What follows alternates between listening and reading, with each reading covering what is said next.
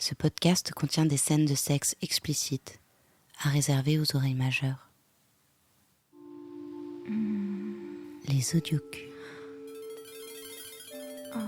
Les audiocus. Quelles étaient ces zones érogènes? Est-ce que tu te souviens de ce que tu regardais, de l'odeur qui pouvait t'envahir à ce moment-là? Comment est-ce que vous vous êtes touchés? Est-ce que vous êtes parlé?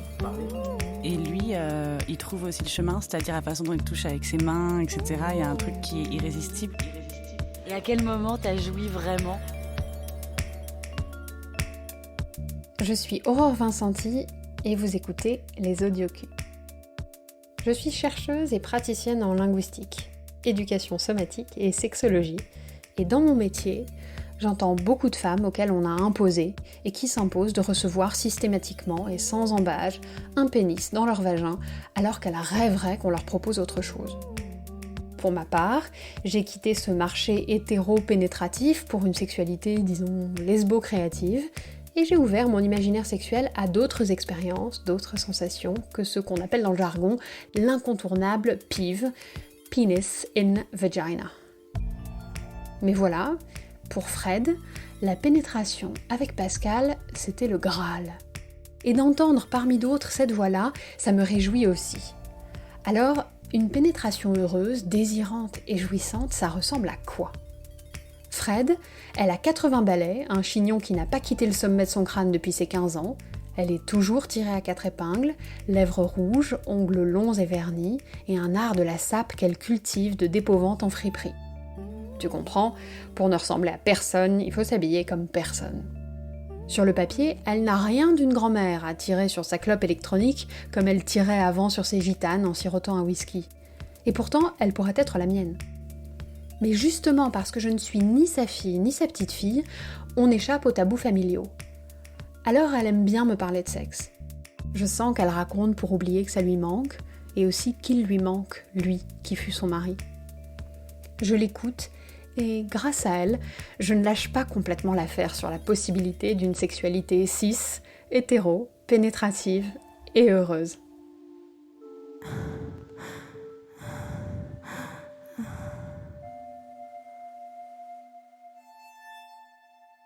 On s'est connus avec Pascal, en réalité, tout ce qui a déclenché cette espèce de fusion après, ça a été dans une boîte de nuit du côté de Saint-Germain, qui s'appelait d'ailleurs la Mazurka.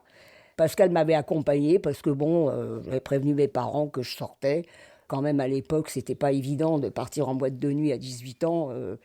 Donc j'ai dansé toute la soirée avec tous ceux qui étaient avec moi, sauf avec lui, puisqu'il ne bougeait pas de son siège. Et à un moment donné, il est venu m'inviter à danser, en se disant quand même, je suis venue avec elle, il serait peut-être bon quand même que... Voilà. Et là, écoute, honnêtement, il s'est passé quelque chose d'hallucinant, on s'est embrassés et on ne s'est plus quittés. Épisode 7, 62, année romantique. Et tu dirais que tu as su, en dansant avec lui, que ça allait être un bon amant ?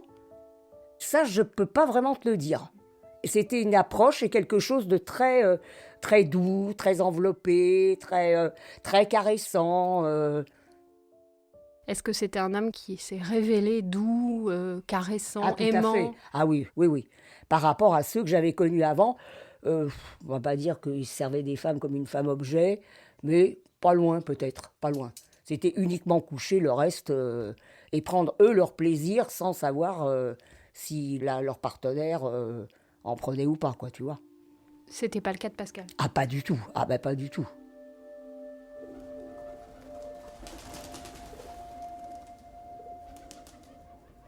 Donc à l'époque, tu vivais dans une chambre de bonne, au-dessus de chez tes parents. J'étais toujours chez mes parents. Je travaillais. Prof de danse. Prof de danse et d'éducation physique. Mais j'avais la chambre de bonne au-dessus de l'appartement de mes parents. C'était tout petit, avec une petite lucarne qui donnait sur les toits de Paris, sur Montmartre notamment.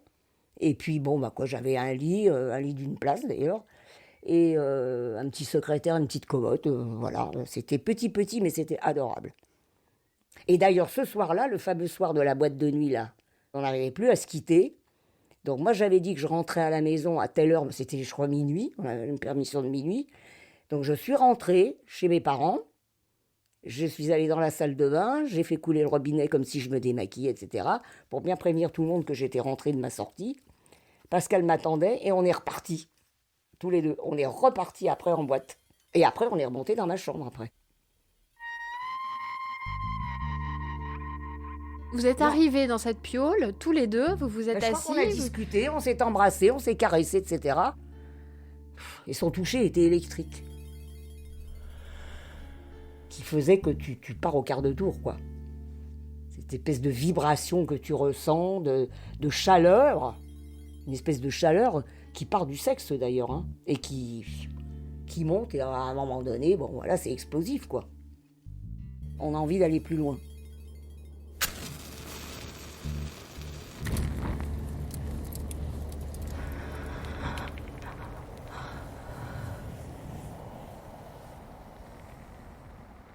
À partir de quand on fait l'amour, vous, si vous vous êtes caressé, c'est un peu du sexe? Ouais, oui, si tu veux, mais il n'y avait pas de pénétration. Moi, j'attendais, je me disais que voilà. Mais je pense qu'il il voulait pas brusquer les choses. Alors, on a flirté, on a eu des jeux, des caresses, plein de choses. Mais le rapport sexuel est venu pas tout de suite. Et ça, c'était absolument génial. C'est-à-dire qu'il a eu lieu au moment où c'était plus possible qu'il n'ait pas lieu. L'envie était trop grande pour pouvoir résister et d'un côté et de l'autre. Malgré la peur, en tant que femme, que je pouvais avoir de tomber enceinte. Parce qu'on n'avait rien à l'époque. Il n'y avait aucun moyen de contraception. Ce moment où on fait tellement durer ces caresses électrisantes Oui. qu'il y a cette chaleur, ce plaisir qui vient dans le sexe, et Oui. que donc le désir de pénétration s'impose. Pour moi, ça s'imposait à ce moment-là. Comment te dire, hein, c'est tellement physique, là, pour le coup. Ouais, tu sens le besoin d'une pénétration. Une espèce de vide qu'il faut tout de suite remplir, quoi. Et c'est à ce moment-là, justement, je trouve, où il y a, pour moi, cette espèce de communion. Les deux corps sont, ils sont l'un dans l'autre. Quand il y a pénétration, il y a les deux, il y a le clitoris, plus ce qui se passe intérieurement. T'as la sensation qu'il y a quelque chose qui gonfle, qui se serre, qui se détend, qui... Alors, chaleur, oui, ça c'est sûr. Et il y a aussi une détente intérieure, comme si ça s'ouvrait. Est-ce que si je te dis que le fait d'avoir la sensation d'envelopper, d'aspirer, d'englober quelque chose, ça contribue beaucoup au plaisir, ça te parle? Oui, oui, oui. Parce qu'il m'est arrivé d'avoir des orgasmes aussi assez fabuleux, uniquement avec un doigt. Mais j'avais quelque chose dans mon vagin. C'est-à-dire jouir sans avoir quoi que ce soit à l'intérieur de moi, là, pour moi, il y a un gros manque. C'est comme si avant, tu avais quelque chose en toi qui ne soit pas rempli. Un vide. Et que d'un seul coup, hop, voilà, ça se remplit. Là, t'arrives moi, j'arrivais au sommet du plaisir et comblé, voilà.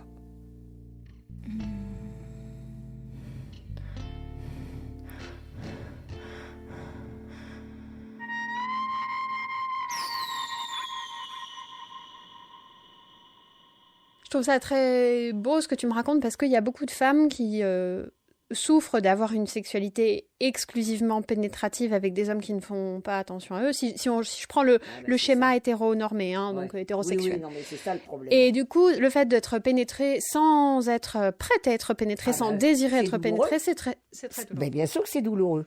C'est pas quelque chose qui est réussi avec chaque amant que tu peux avoir, hein. Bien sûr que c'est délicat. Et je pense que une femme qui aurait eu une seule expérience et qui aurait subi ça, elle n'a pas tellement envie de recommencer, à mon avis. Et c'est normal. Autant comme c'est fantastique, si tu éprouves quelque chose, sinon c'est même pas la peine.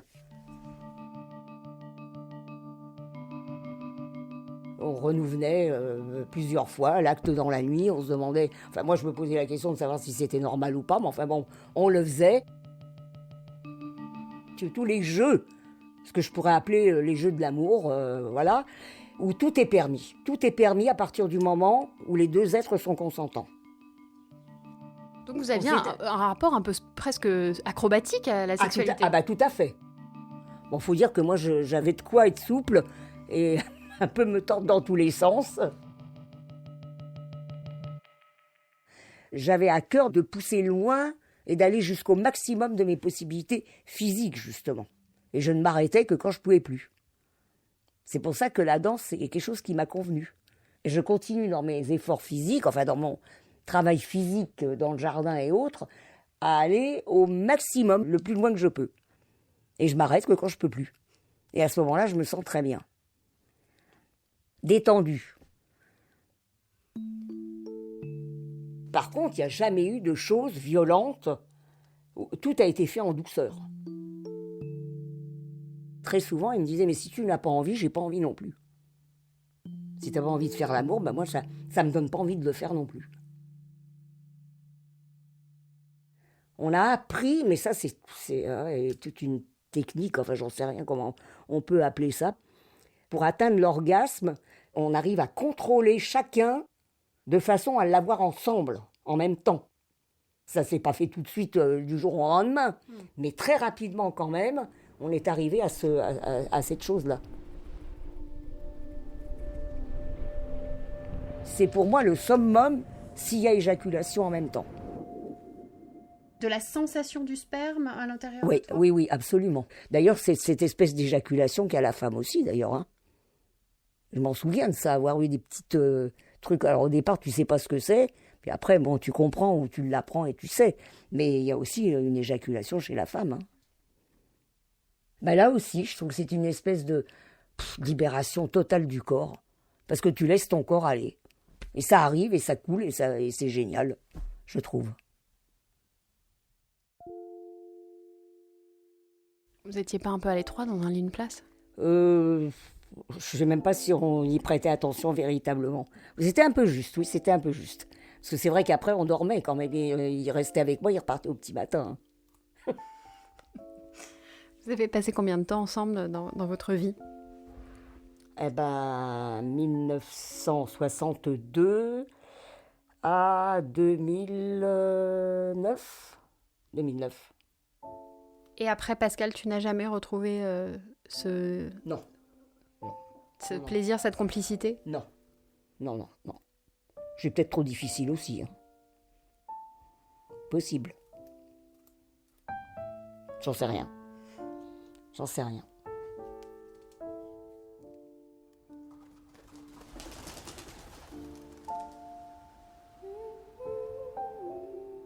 Les audiocus.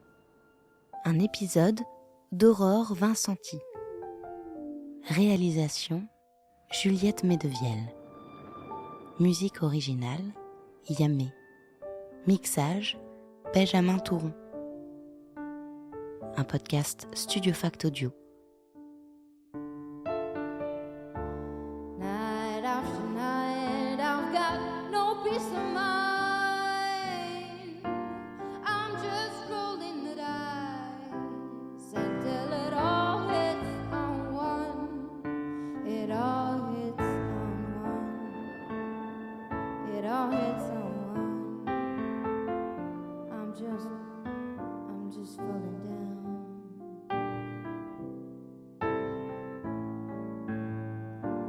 Fill me low, fill me slow.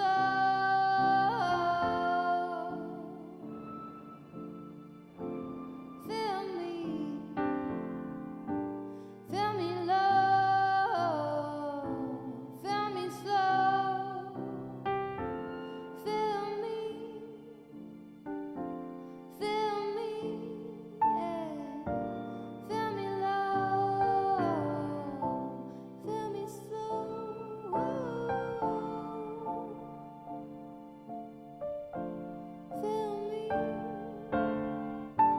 Fill me low,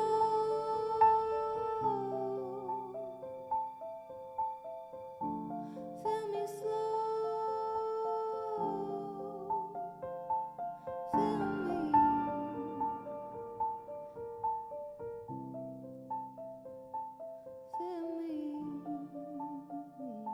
À suivre, massage Ylang Ylang.